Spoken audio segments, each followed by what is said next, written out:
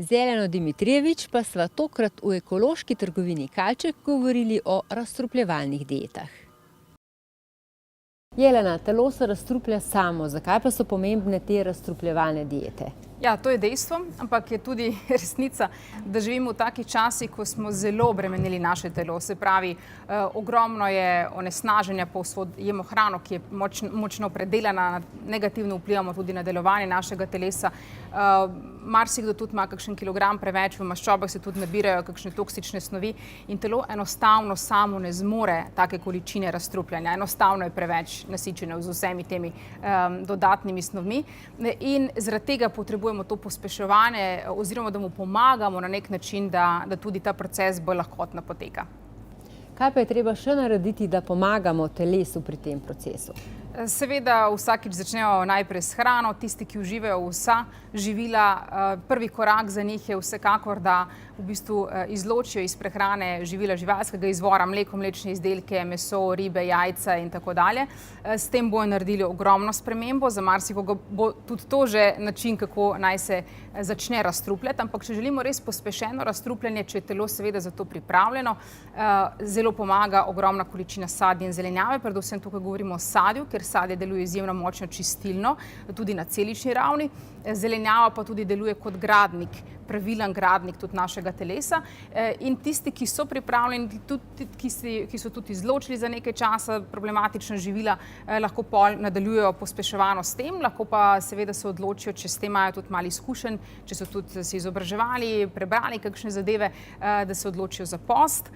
Lahko je post ob sokovih, zelenjavnih prevredkih, zelenjavnih sokovih, lahko pa je ob vodi, ampak za ta proces je treba res pravilno pripraviti in tudi poiskati mogoče kakšno vodeno obliko postenja.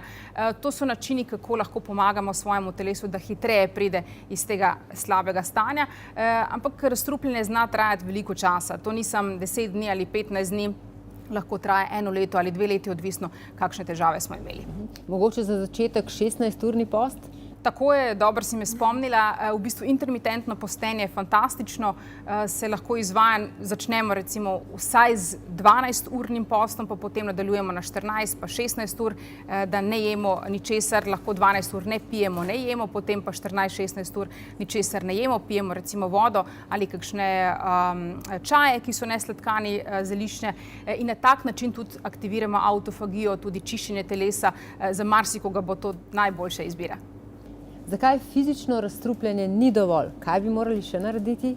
Ja, vsekakor ni dovolj, zaradi tega, ker vemo, da nas tudi čustva zastrupljajo, na naš način življenja, recimo tudi nepravilen odziv na stresne okoliščine, tudi spodbudi hormonsko reakcijo v našem telesu, tudi dvig kortizola, tudi neravnovesje, inzulinske ravni in tako dalje. In posledično hormonsko neravnovesje tudi pripelje do težav na različnih nivojih v našem telesu. Tako da definitivno obremeni tudi delovanje naših razstrupljevalnih organov, kot so jetra, ledvice, pljuča, koža, in to se pol jasno vidi, ko imamo težave z omenjenimi organi. Iz tega razloga je treba najti način, da kombiniramo zadeve, da celostno pogledamo na težavo. Prehrana, prehranska dopolnila včasih, če je to potrebno, pa definitivno najti način, kako se sproščati od te vsakodnevne mrzlice in v bistvu zmanjšati stresne odzive, rešiti kakšne podzavestne vzorce in to je ta prava pot, da se celostno zdravimo.